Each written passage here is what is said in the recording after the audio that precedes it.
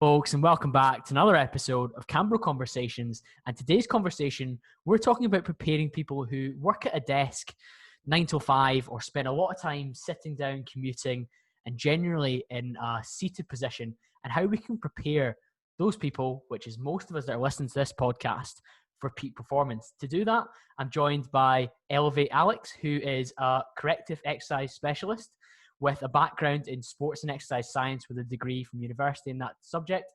Alex, welcome to the podcast. Thanks for having me, Colin. It's good to be here. Exactly. And I think when I was thinking of who would be appropriate to have this level of discussion, you and I have been connected on Instagram for about 6 months now, probably the start of the lockdown period when I was looking for other good content creators because we're on our phones an awful lot more. And mutual friend Dean Palmer, former guest on the show as well, said, check this guy out. He is posting regular content about corrective exercise and making sure that you're in a prime position, regardless of what your everyday activity is, to perform at your best in the gym, but also in life. And I think that's where things really hit hard for me. So in terms of your background then, Alex, you studied sports and exercise science at uni, and then as a PT, you decided to specialize more in corrective exercise. That's correct? Yeah, that's it. So after graduating uni, obviously went into the PT side of things and have done a few years PT where you are working in that big commercial gym. Obviously, everyone wants those transformations, the abs, the big shoulders, the arms, and that is nice. It's nice working with obviously people with those hypertrophy goals, changing physiques, things like that. But for me, looking to specialise a little bit more, I had a look into the corrective exercise things.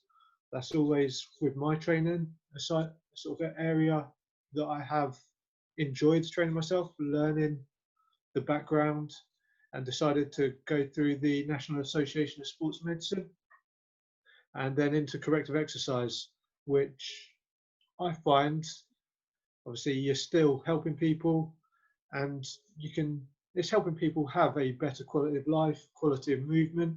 So it is helping people reach their goals in a different way, and a way that I find sometimes slightly more rewarding as well. So yeah, I think that's hugely important. You find it rewarding, and equally there's a market for it in terms of people who maybe have found themselves injured over the years through their training or just through their lifestyle as well. And the vast majority of people listening to this podcast will be people that work in a career that involves them sitting at a desk for long periods, or even if they are an online coach, they'll be sitting at a desk for long periods, checking in with clients on their laptops. And we all know, well, hopefully by now, that this sedentary lifestyle that we lead, where we maybe sit on a bus, a train, or a car in the way to work, we then sit at our desk between 9 till 1 or 9 till 12 and have some lunch, and then we're back at our desk until 5 o'clock before we then maybe go to the gym, do some training, and then we're back in our car or back on public transport getting home, and then we sit down and watch Netflix, or then we sit down and have some dinner, and then we go to bed. So we are in this position where maybe we are building up tightness across key areas of the body. And I know we're going to go into a few of those. From your experience, Alex, where do you typically see the kind of most challenges for desk workers with respect to tightness or issues with their range of mobility? So with most desk workers, you do find obviously the typical areas. You might find tightness in the chest, front delts, but what you find is there's always, wherever you find that tightness, there is going to be something that is underactive, or I don't want to use the term weak, but obviously with the muscles working in pairs. So if your chest is slightly tight, pec major, pec minor, slight tightness, there's going to be something around the back, whether that's rhomboids, lower traps, anything like that, where you do find maybe a slight weakness. So it's addressing both the tightness and those weaker areas as well.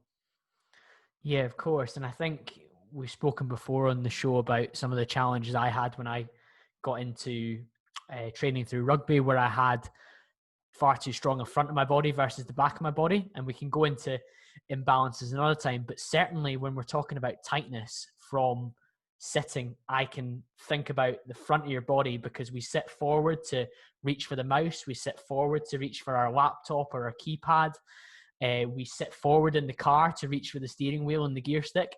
There's so many things that we're doing which are bringing us forward, and that kind of tilt forward, or to make us that little bit tighter on the front. Where are some of the other areas, if we've spoken about upper body, chest and shoulders, what kind of other areas do you typically find? And I'm sure a lot of the listeners are shouting out the answer for us. So you will find that front delt, anything like that really, where you're finding obviously those shoulders rounded forward, essentially even the upper traps. So I know from experience myself, when you are sitting forward, you might start feeling that strain in the neck. And that again is the upper traps. Obviously, never say always, but a lot of people will find those upper traps very dominant. So just a little example going off slightly, when you're doing your lateral raises in the gym, obviously a lot of the time you see people trying to hit that medial side delt, and the traps, as soon as you get to that point near the top, the traps take over and it becomes almost a bit of a shrugging movement. Yep. So again, it's what the most dominant muscle will always take over. Your body wants to find the easiest way to get the job done. So if you're sitting at your desk, shoulders rounded forward, then you sort of get home at the end of the day and you think, yeah, my neck's feeling it now. And that's the upper traps have been taking all that strain throughout the day. And that again is that forward posture, traps slightly raised. And I think that was something I think we're going to go on to later a bit as well, where we talk about performance in the gym. Yeah, I mean, I'm glad you've raised performance in the gym already, because when we're talking about this lifestyle we lead, where areas of our body are tighter or more rounded or out of position potentially than others, it affects our, what I would always talk about, peak performance as an office athlete and somebody who wants to be their best in their work, but also in their fitness. You need to be aware of these challenges. And what we're really going to dive into today is some of the things that we can do to tackle those. And I think if we've spoken about things like neck, upper back, upper traps, shoulders and chest, we know that these are clearly things that are tight. I know from experience as well that hips and ankles tend to be the other area of my lower body. And I know that from coaching over the years, Alex, you'll be able to tell me the number of people that can't hit a squat. And it's quite often to do with ankle mobility, which is something that a lot of us forget, because everything's a chain. But I'll leave the expert in corrective exercise to tell us a little bit about what's going on with the lower body as well, from all this sitting and this sitting forward that we do. So yeah, it is. It's that obviously, and the thing is as well, I'm guilty of it. We may not even sit in the best position for us as well. Obviously, we've seen a lot of office-based companies now looking a lot into like ergonomics of desks, the chairs. I know you, Colin, you told me you've used a stand-up desk before. Yeah. But now, obviously, with a lot of people working from home, obviously, it's people say they might be sitting on the sofa working. They might be sitting on it's not the best setup potentially at home. Yeah. So that obviously can make the situation even worse sometimes. Yeah, certainly. I think before we address some of the things that people can do throughout their working day to improve this tightness and improve themselves before they've even entered the gym and done corrective movements outside of that, the way we set up our desks, and I think the term you've used there is ergonomics, which is the kind of hot term in a lot of workplaces at the moment, as you said. There's things we can do to make sure we're in the best possible position. And the vast majority of companies now, from a liability and a legal perspective, will carry out a display screen equipment test. And if you're listening to this and you haven't heard of that, ask your manager and you'll probably get a little bit flustered if you've not done it.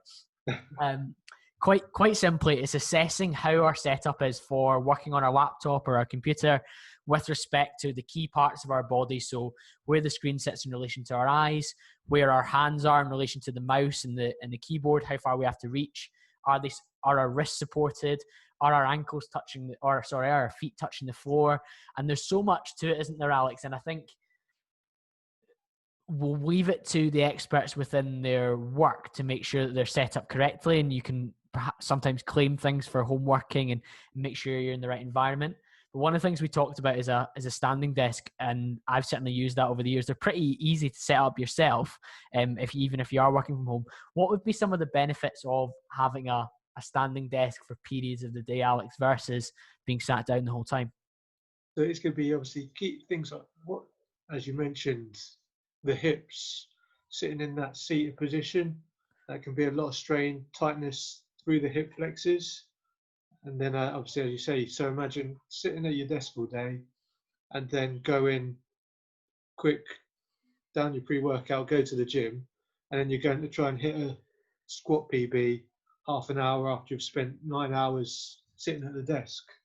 That's not going to be, your hip flexors aren't going to be not liking you after that. So it is that, obviously standing up, less pressure through the hip flexors, but you'll also find that less pressure on the lower back. So obviously you can engage those deep core muscles. Obviously with, I'm sure a lot of your listeners coming from the performance background, it is those deeper core muscles that you may feel during a plank or a dead bug that are responsible for stabilizing the spine. And if we're sitting down at a chair that may not be suitable for us, that can put the spine into some lumbar lordosis, obviously that arching of the back, and then going from that position to squats or deadlifts may not be too friendly on your lower back. Certainly. And I know from experience that when I had a standing desk set up, when my previous role before the one I'm in just now, I was actually working from home for 4.5 years outside of going out to see clients. So I pretty much set up a homemade standing desk with books and files that basically put it at the right height for me on my table. And it meant that I was able to stand up and work on my laptop. And I typically use that for the higher energy tasks where I was maybe making outbound calls to new clients or speaking to current clients about a difficult subject. And I wanted to be high energy and enthusiastic. For those that are watching on YouTube, they'll see that I'm standing at a mic just now because I tend to have a better flow and conversation with my guests when I'm standing. And I know that there's no real pressure on my lower back, my hip flexors. My ankles are in a straight position. They're not shortened. And of course, I'm standing tall with my chest up, which when we think about how we sit so often, if we're doing that for the whole day, we're sometimes leaving ourselves exposed. Now, don't get me wrong. I don't want to tell everyone that they need to have a standing desk because it's not that serious. Because even now, I spend the majority of my day seated now because a lot of my work is admin based and I find it's easier to concentrate when I'm sitting on a spreadsheet. But for those high energy tasks, I certainly advocate standing up. However, for those that just simply have not got the setup to do a standing desk, Alex, you've got a recommendation when it comes to building periods of it within your day and what that might look like. What would you advise? Yeah, obviously, depending on where you work and as long as your manager's happy with it, maybe have a discussion with some other members of your team. So it's just making it a part of your day. So obviously, again, I'm sure your listeners, performance-based, you've already said performance in work, performance at the gym. It's making it a part of your day. We don't have an hour, you don't want to get up an hour earlier to do some foam rolling and stretching on the floor. You want to make yourself, you want to be efficient with your time. So it is that if you've got a quiet period at work, it's standing up, just doing a couple of stretches, go maybe every hour, go for a walk to the other end of the office, get moving. It obviously is making it part of your day, part of your routine. We don't have that time to, you're going to the gym after work, you're going improve your performance, you then don't want to add another hour on top of that doing some stretching, some mobility. you run out of time in the day. So it's making that part of your routine, part of your workout even. So I may be skipping ahead here, going into the performance, but it's not thinking of corrective exercise as a completely separate training method. It's incorporating it into your current plan. So again, it's not that doing a load of body weight stretches, body weight movements for half an hour before. It's that maybe obviously part of your warm up, supersetting a few key movements for whatever session you've got planned that day. So if it's a lower body, obviously get some, whether that's dynamic movements to get your hips moving, or some upper body work. But I believe we may be going on to that a bit later. Yeah, of course, Alex. We'll go right in on that later. I think for me, we're talking about this standing up more regularly during the working day, and I love that idea that you're building it into your 9 till 5 to try and alleviate some of the pressure of sitting the whole time. And if you're thinking from a performance perspective, how many of us can sit at a screen completely undisturbed for 3 hours and actually function that well? We're probably doing ourselves a favor when it comes to concentration and performance by standing up as well. Yeah, so I'm sure with you, so you've obviously said about your client meetings, things like that. If you were sitting down for a long period, that's going to affect your energy, sort of everything, which will come across to clients, customers, anything like that. And so it is that standing up, get everything moving again, even if it's just a couple of minutes. If you've got to sit down, come back, sit down, and I'm sure you will feel that sort of energy back again. I certainly think so. So even from a point you said, obviously, when you're at the stand-up desk, you feel better with the high energy tasks. So it is that obviously sort of everything opens up within the core, so the diaphragm, everything, you just feel a lot more, chest opens up, like you say, which that whole energy comes across, which I guess for your client meetings, things like that, is key. It's incredibly important, isn't it? And if we're thinking about a performance perspective in work, quite often what we do to perform in work, but also to perform outside of work in our fitness, overlaps, and we end up in a great position.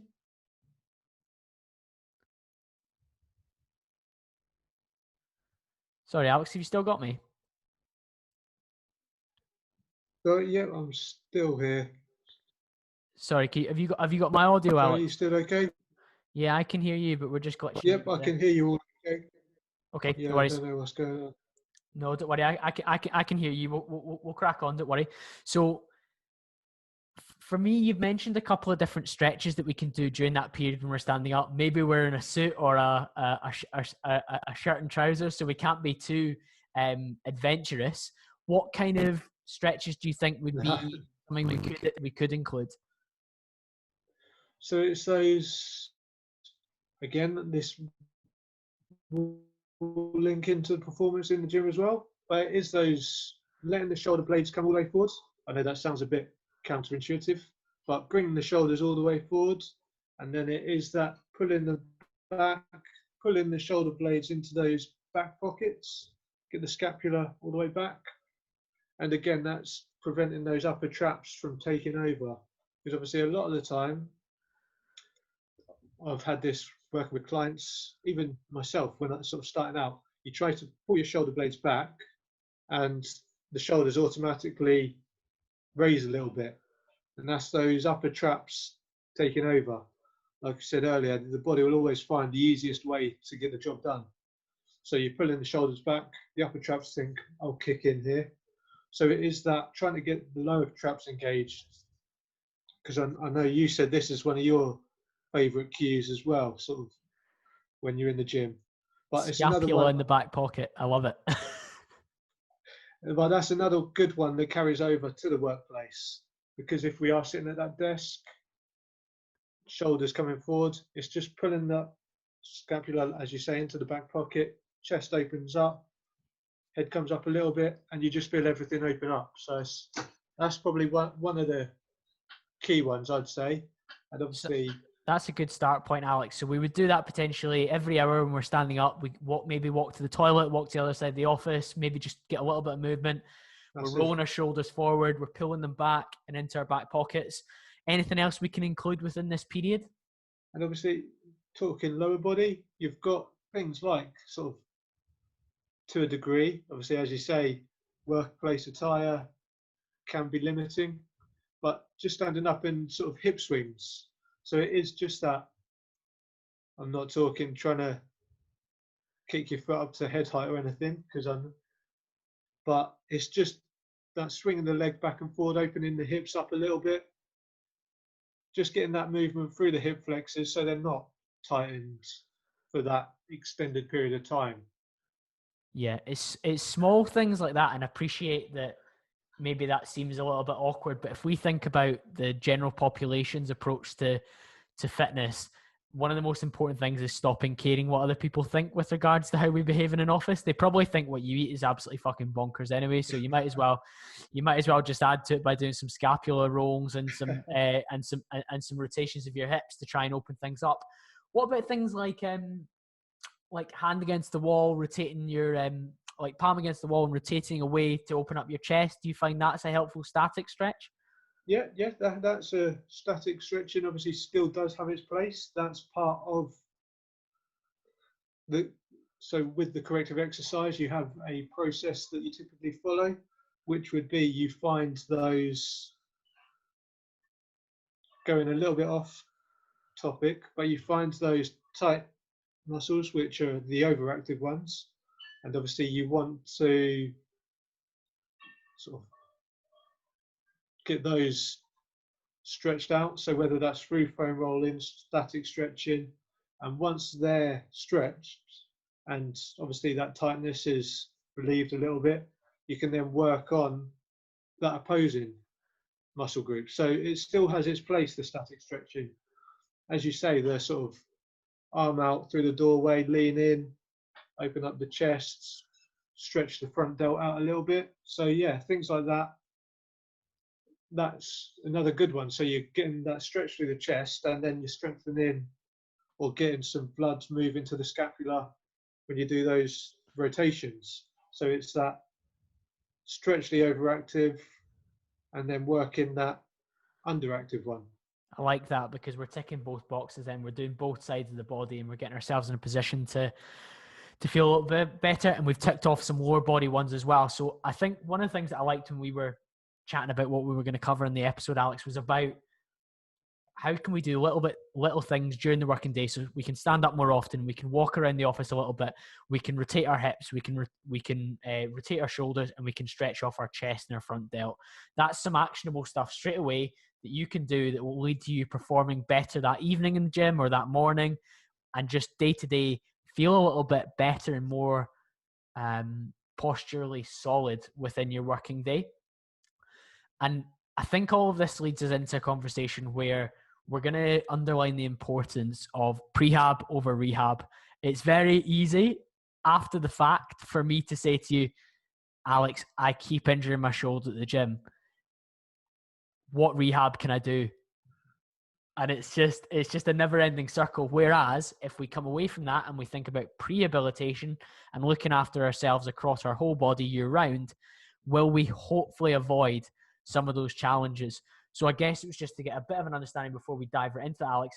What's your approach with regards to prehab versus rehab for a general population client that comes to you? So yeah, again, it is that making things a part of training anyway. So obviously, as more experienced sort of trainers, yourself, we have all these different prehab, rehab. You could obviously you can have your hypertrophy, you can have strength training, all these different performance based. But for a general population client, it is that they most likely wouldn't know the difference between these. So most people, they don't care what that training style is called. They just want a program that's going to get them fitter, get them stronger in the gym, and sort of feeling better. And obviously, if they are an office-based worker, then we obviously have to take these things into account. So we can't have them coming in and doing 1 rep max deadlifts after spending 9 hours sitting down or something like that. So it's just that making it a part of training rather than seeing it as a completely separate method. So whether that is supersetting some banded pull aparts, or obviously to get that rotator cuff fired up, get everything strong in the shoulders, things like your glute bridges, things like that, which for a general population client, they don't understand. They don't think of that as a completely separate. They don't think, oh, this is the prehab part. This is now we're on to the main session. So it's just that session structure and making it a part of your routine, so it all becomes sort of one and flows quite nicely. Yeah, you're absolutely right there. And I think when we think about this, building everything in, and you said beforehand, it's really important that sometimes we don't think of it, corrective exercise as like a separate hour a week that I do. It's part of my everyday session. And you've dropped some big ones already there with the band pull aparts and the glute bridges. But let's go into specific warm-ups that we can do. So as part of our prehab, for me in my head, when I'm thinking as you said, an experienced trainee, I know before I do particular sessions in the gym, so a pushing session, a pulling session, a leg session, there's certain muscles that I need firing, and there's certain ranges of motion that I need to get going and feel strong in before I then load those up and try and make progressions. The first of those, if we're starting off the week with a pushing day on a Monday, maybe chest Monday, if you're still a little bit of a Neanderthal when it comes to your training program, what can we do in those initial 5-10 minutes? We've gone from work, like you say, we've sparked the pre-workout, we're feeling good. We're gonna hit some incline bench or some barbell bench press or some overhead press. What are the things that we're doing to prehabilitate our muscles and to make sure that we're not still suffering from some of the tightness that we might have developed at the desk? So maybe I went a bit too early with the banded pull aparts, but so that I'd say is the key one before bench pressing. Obviously, you could even superset that with your warm-up sets, because obviously from a corrective exercise point of view, we want to make sure everything's nice and fired up, get everything smooth, moving nicely. But also from a performance point, obviously with your bench press, getting that good position, shoulders pulled back, shoulders in the back pockets, things like that from a performance point. But obviously we've got your external rotations, stick a band onto the rack, get that external rotation through the shoulder joint, warming up the rotator cuff. So for the listeners, Alex, the external rotation is that band on the rack, create some tension, and then hand across the body, isn't it? That's it. So that's that 90-degree at the elbow, and then bring that out.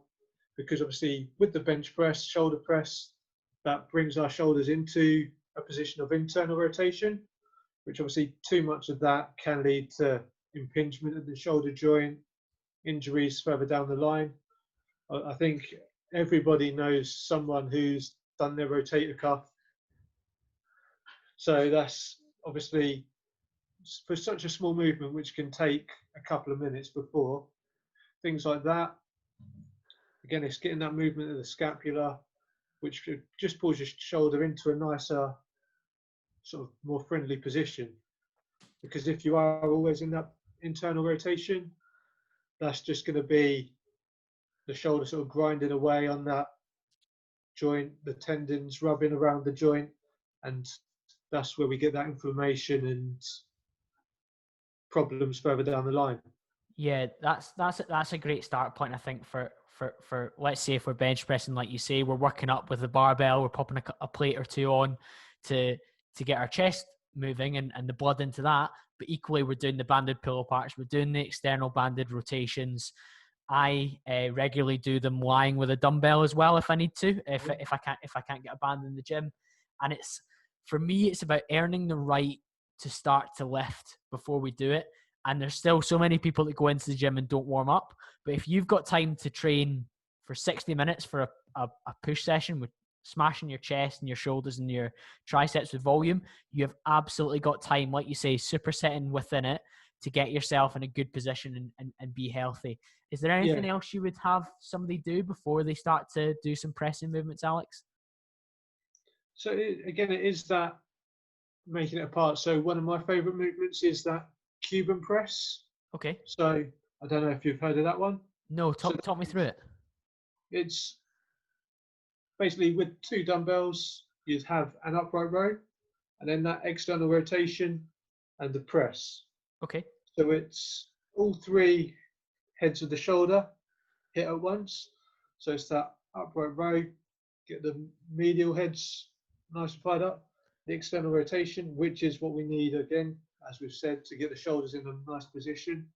So it's not a movement you're going to be hitting PBs on, but it's a nice one to really get the shoulders fired up, get everything moving, as we've said, get some blood flowing. Just thinking about that movement, I'm thinking like a 2 or 3 kilo dumbbell, just up, rotate up, and then rotate out, and then up above your head, and that's enough to stimulate. I know when I do external rotation with, or kind of, what would that plane of motion be if I'm putting it from my, if it's in line with my body? Yes, still a form of external rotation. Okay, I'm using like 2 or 3 kilos when I'm doing that, and so I can imagine for a Cuban press, you're not using anything heavy, but again, it's just getting you fired up. And I think for a lot of people listening, if you haven't done these movements before, you'll probably find your bench press targets your chest more, you feel it more in the right areas, because your body is more able to get into the positions it needs to fully perform and be at peak performance. It's that setup. So as you've said, it's just getting everything moving nicely. So rather than having those tight, obviously if the chest is slightly tight from sitting at the desk all day, shoulders slightly tight, that's not going to be good for performance. When you go in, it's going to feel like a grind. It's going to hurt. You might think, yeah, my shoulder's playing up a little bit. So it's just getting everything, as you say, nice and set up, ready for those, particularly if you are going for some heavier work. If it is, I know obviously from a peak performance point of view, we're always looking to improve. So it is those chasing those small gains. So you want to obviously do everything you can to reach those gains without causing issues.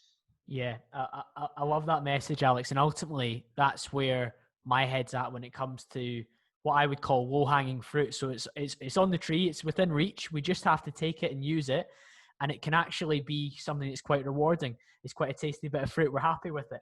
If we move on to rowing and pulling movements, what kind of things are we doing to get the body firing and fit after a day at the desk, or you're somebody that sits at a desk a lot? How am I getting ready to do some barbell rows or a dumbbell row or a pull up? So I know I sound like I'm repeating myself here. So I think one of the key areas that for everyone is the scapula. It sort of controls and relates to so many movements that we do. Obviously, we spoke about it for the bench press, for those pushing movements, but also for those pulling movements. I saw your posts yesterday. So I've lost track now. That could have been today. I've lost track of the days. That scapular retraction. So when you're in a pull-up position, hanging from the bar, being able to control the scapula, because if you are looking for that full range of motion, obviously we need that full retraction or protraction at the bottom if we're doing a row. In order to engage the lats fully, we need to let the shoulders keep it in that position from a hypertrophy point of view. It's that not letting, I'm sure we've all seen it again, somebody loading up the barbell, doing their barbell rows where it looks like every muscle group is being trained at once. Yep. There's not much tension on the lats. It's just that big heaving movement, where it's probably traps, rhomboids, lower back, biceps, everything. So Yep. it is that control the scapula, and then you'll have to drop the load probably a little bit, but get that tension through the lats. Think about where you are, start initiating and finishing the movement, because obviously a lot of the time, as we've said, the traps will try to take over. So Yeah. So if we're thinking of that warm-up movement, one of those is you can hang from a bar and, like you say, let your shoulders out, similar to what we do when we're standing up for our desk every hour. But we're just hanging this time. So we're letting our shoulder roll forward, and then we're pulling it down and back into our pockets. And that's kind of priming us to do the same thing when it comes to a bent over roll, like you said, or a pull up. Is there anything else we can do with regards to getting ready to really pull some heavy weight? So again, you've obviously seen people with their foam rollers in the gym. Yep. Because an area which can actually get tight from sitting at the desk is the lats. So we've said obviously the chest, but you can get tightness through the lats. So again, that does link into those pushing movements, but also to the pulling movements. So obviously if there is tightness in the lats, we're going to struggle to get that full movement if they're already tight. So whether it is that stretching, using some static stretches, or foam rolling, or using simply, obviously you see people with a lacrosse ball or those rubber peanut things, just to relieve some tension in those tight areas, so we can get that full range of motion when we're rowing or pushing. Of course. And when it comes to the foam rolling, Alex, can we be quite prescriptive in terms of what that might look like for somebody to roll out their lats? Because I know people do it, I don't want to say wrongly, but they don't use it the most effectively before their session. So a lot of us are time poor professionals. We want to get in and out of the gym. We've talked about how we can get ready for bench with some of the supersets with external rotation. For pulling, if I'm gonna foam roll, how am I getting the most out of that roll, or how am I lying on it? And is there any kind of particular points, and how long would I maybe do it for? So again, it's finding that we'll all have slightly different areas that are tight. So there's no one right area that you need to target. It's targeting those specific where you may feel the tightness, and it is just holding it on that area for maybe 10 to 15 seconds or so. Yeah. And just gently, obviously, moving across that area. Obviously, you see people doing all sorts of strange movements on the foam rollers in the gym. Yeah, that's why I brought it up. But it's just that slow movement, obviously breaking down that tightness, almost similar to obviously when you do go and see somebody for maybe a sports massage, deep tissue work, things like that. It's just that finding that area and working through it. Yeah, that's a great start point. And like you say, I think the prescriptive thing there is when you find that tight area, add a little bit of pressure, leaning onto it for 10 to 15 seconds, and that should start to release that tightness and enable us to get better range when we come to doing the movement. So that's us now ready as an office worker to try and beat our peak for pressing and pulling. Hopefully nobody listening skips leg day. So how do we get ready for things like a barbell squat or a leg press? So again, it's obviously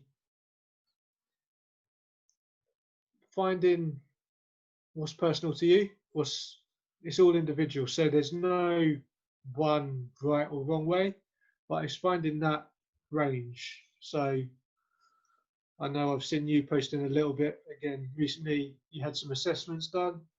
Yeah. And so that's something you can do. You can go to somebody who specializes in these areas and complete a movement assessment or something like that. And they will tell it, because obviously it's a very general statement to say everybody who works in an office has tight hips. Obviously a lot of us do. We spend a lot of time seated, but we can't say your squat mobility is lacking because you've got tight hips without an assessment. So it's finding what your limiting factor is and then working with it. So whether it's ankle mobility because you've got tight calves, so we could spend some time foam rolling the calves again. Obviously, if there is tight hips, we can look at some stretches. We've got things like the pigeon stretch. Okay. I don't know if anyone's familiar with that. That's obviously bringing the leg out in front, and then it's a bit of a strange one to describe without doing it. So I'll let people YouTube that one, maybe, Alex. yeah, that's one to YouTube. That's good for our hips, yeah. Yeah, that's a good. Obviously, sort of get the hip flexors opened up. Also, if we've got tightness in the glutes, things that will really hit those, which can then obviously help when we go into squat. Yeah, you actually mentioned right at the start, we were talking about glute bridges as well. Is that something that we maybe do before we squat and I know the famous phrase is that our glutes are sleeping while we're sitting, and it's one of these fitness myths that there's a strong element of truth with respect to our glutes do become underactive. So we'll go with it for now. What kind of things am I doing then? I'm doing some glute bridges as well before my squat, just kind of body weight on the floor. Yeah, glute bridges, obviously the key is focus on that contraction, because a lot of the time I know there's a bit of a phase at the moment of the heavy glute bridges, because it's one you can't go heavy on, and it's good to train it heavy as well. But that can obviously, if you're focusing on the weight, the heavy movements, we can put a bit of strain on the lower back. So it is that just focusing on that slow control movements, even single leg variations. Okay. So then obviously we can look at any imbalances between each side and just focus on that contraction at the top. And you've even got movements, I know they get a bit of a bad rep, but banded movements. So you've got the sort of hip abduction using some of the resistance bands, anything like that. Because we've spent a lot of time seated, the abductor muscles, the glutes, all of them, they are going to be slightly underactive, or for most people anyway. Again, it's a very general statement, but for most people sitting down, sort of getting the glutes firing before a lower body workout is going to help. I certainly think so. So that's us got a few things for the hips. We can do things like the pigeon stretch. For ankles, we can maybe roll out our calves a little bit on the foam roller, and that same principle you spoke about, where you're on a hard floor, you find the sore spot or the kind of tight spot, and you give it 10 to 15 seconds, Alex. That's the most helpful way, which I think is great. And then when it comes to things like your glutes and getting them firing, we can do some single leg glute bridges. We can do some glute bridges, and it's more like lower and raise with some tempo and holding it to kind of feel the contraction. I think that looks like a decent enough circuit before we start to load up a squat or a leg press to find where we're comfortable. Is there anything else that you would add from a lower body perspective? Because if I'm thinking, we've actually mentioned that we're doing some hip rotations when we're standing up in the office. Is there anything like that I then bring into the gym environment? Yeah, so add in some of those dynamic movements. So obviously now you're in your gym attire rather than a suit or something, you can push it a little bit further. So yeah, it's just getting that movement through the hips, get the hip flexors moving again. Obviously we've worked on getting all those muscles that are underactive firing, but it's just getting everything moving, getting some blood flowing.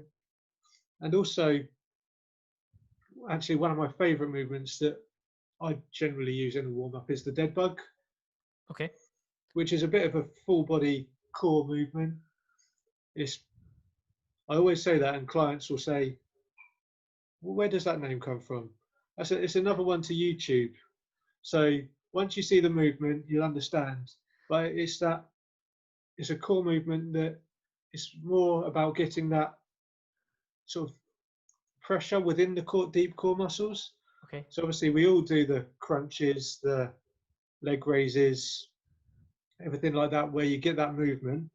But the thing with the dead bug, it's more about that creating the pressure within those deep core muscles that surround the spine. Okay. And then what it involves is with the knees up at 90 degrees, the opposite arm and leg slowly extending, Okay, got you. which is where the dead bug, because when you're laying on the floor, waving your arms and legs about, you get some looks in the gym. Yeah, I think we're always going to get looks in the gym when we do things differently. However, if we think about what 90% of a commercial gym looks like and trains like, I'd rather stand out, if I'm honest, and I'll continue to be happy to do that. So we've got some things there. The dead bugs is a new one for me. I'll certainly be YouTubing that, and I've got an idea what that looks like just from your description. How many sets of that? We're going to do a couple of sets of that as our warm up pre-squat. Yeah, with that, it doesn't take much because, as I say, it's all about getting that pressure within the core. So a lot of the time, it's keeping that slow and controlled tempo.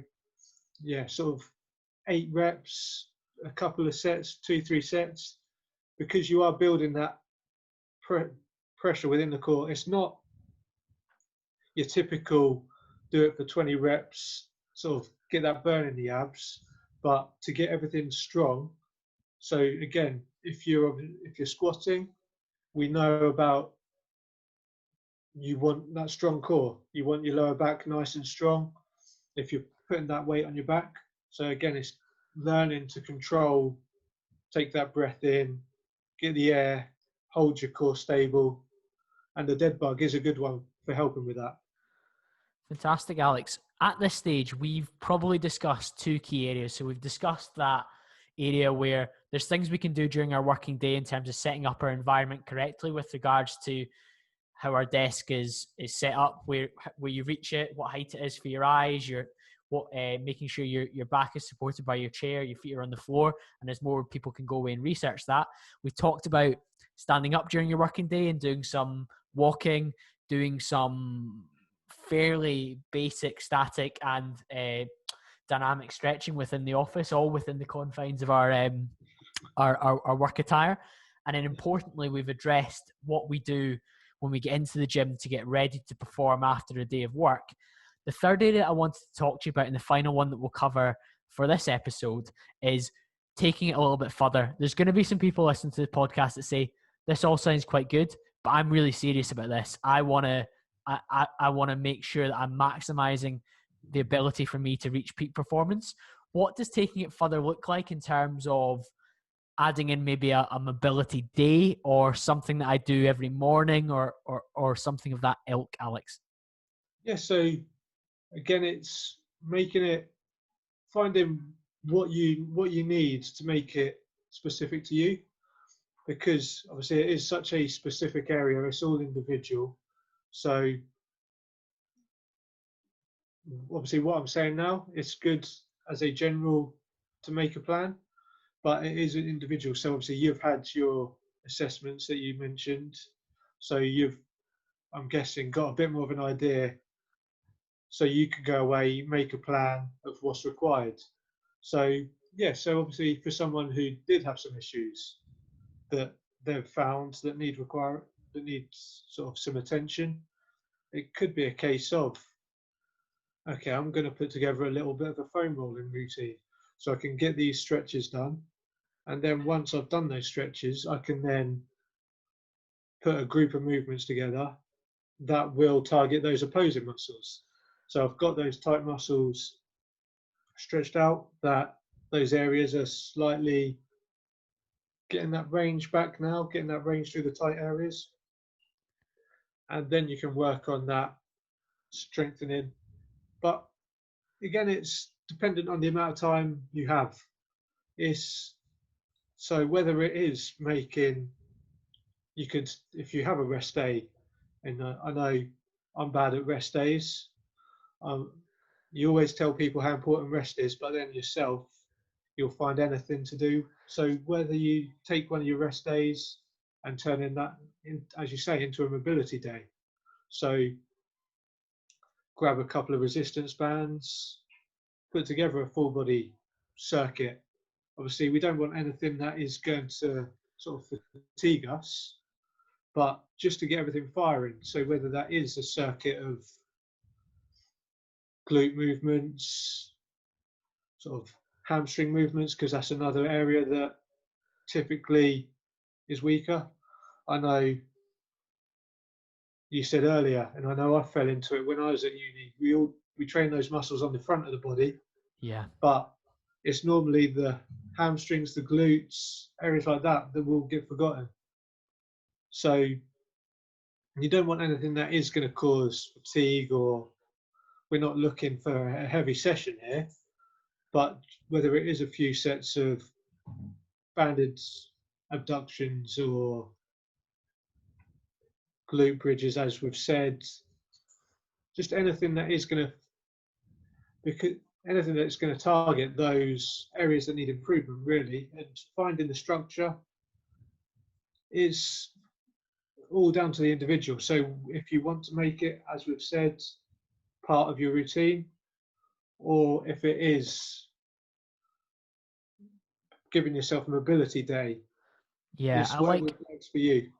I like those options, Alex. And I think for those that want to take it that step further, you've listed off 8 or 9 different movements that we can do. So you could use those all together as a full body mobility day. And then, like you said, I've been fortunate enough in recent weeks to spend some time getting assessments on where my most prevalent tightness are. But I actually just think that, well, I do take it quite seriously. So every morning I spend 15 minutes just going through the kind of key components, which are, for me as a desk worker, lower back, hips, shoulders, external rotation, and a little bit of ankle. And for me, that's meant that I'm pretty much, touch wood, normally pretty hard to injure, and I'm pretty much injury free even when I push it quite hard. But I just turn it into a small circuit, like you say. I put a podcast in, I get up 15 minutes earlier than I normally do, and I just get it done. And it's that ability to, like you say, be specific, and that takes some assessment and initial investment. However, if you're somebody like me that until recently hadn't done that, you can think about some of these areas that Alex and I have spoken about tonight and build those into a kind of specific thing that you do maybe one day a week, or you do for a really short period every morning. And it's not a huge commitment to do some band pull aparts, so a dead bug, some bird dog, whatever you want to do for 10 minutes in the morning, and you actually feel quite zen when you start your day as well. I do really advocate it, Alex, and I think that's one for the people that want to take it further and move things forward. Are there any other movements that we've not discussed tonight that you think people should consider within their training? I know we've spoken about getting ready for pressing and pulling and legs. Is there anything that, on a kind of whole body perspective, they should maybe think that might be worthwhile me doing if I'm taking this really seriously? I guess it's sort of not from a whole body point of view, but again, where those areas that we do typically find tightness. So you've got that thoracic spine, obviously all around, typically shoulders come forward. Yep. So it's that T-spine rotation, which is another nice one. So it's quite a nice movement where you can use the foam roller to actually guide your arm underneath the body. And that really opens up that upper back. So that's a really nice one for, obviously doesn't take much time. And just to really open up that. Is that sometimes known as thread the needle, where it goes? Yes. So the foam roller goes on your arm, and it goes, you have one hand in a kind of press up position, it goes under your body. That's the one. I've seen a lot of that on Instagram, and I think as a desk worker, sometimes that feeling is just incredible, isn't it? When you're kind of when you feel everything in your upper back sort of stretching out, opening up. Yeah, that's probably one of the another key one for people working at the desk, as we've said. And even in this environment when we're working at home, if you've got a foam roller at home, you could toss that in during the working day as part of your stand up on the hour. Do that for a couple of minutes, and then you go back to your desk and you maybe feel again that a little bit more refreshed to get back to work. Yeah, that's it. It's finding what works for you. I think that's probably the main statement. Obviously, trying to get across with the corrective exercise is not making it. You don't have to think this is going to take hours out of my day. It's a whole nother program I've got to learn. I've got to put together. It's just finding. There's no right or wrong list of movements. It's just finding a couple of movements relevant to you. So as we've said, I don't want to repeat myself, but as we've said, those banded pull aparts, they're probably one of the better ones. You don't have to use every movement we've listed off today. It's just take a couple, throw that into before your session, or if you, as you said, if you want to put together a whole mobility day, it's just taking little bits and making that work with your current programming. Exactly that. And I think that's what the aim of this episode was. I hope by this stage people have thought about, one, how they set up their desk, two, some of the things they can do within their working day, three, these important movements to prime us to be ready to train at peak performance when we're in the gym, and then four, some of the options we can take to build our own kind of maybe mobility day or active rest day, or even just stretching routine that we can do on a regular basis throughout the week. Last question for you, Alex. Where is the best place for people to connect with you online? Okay, so best place on Instagram. So that is at Elev8 _ Alex. I'll pop that in the show notes. Alex, thanks very much for joining us tonight. An absolute pleasure to have you on and go in a topic that I think a lot of us can find really easy, quick ways to improve. If you're still with us at this point, please take a screenshot, pop it in your Instagram story, tag Alex, tag myself. I can't wait for your feedback, and I hope that this helps you to be a better office athlete and really fulfill that peak performance that we're all chasing. Thanks again, and I'll speak to you all again very, very soon.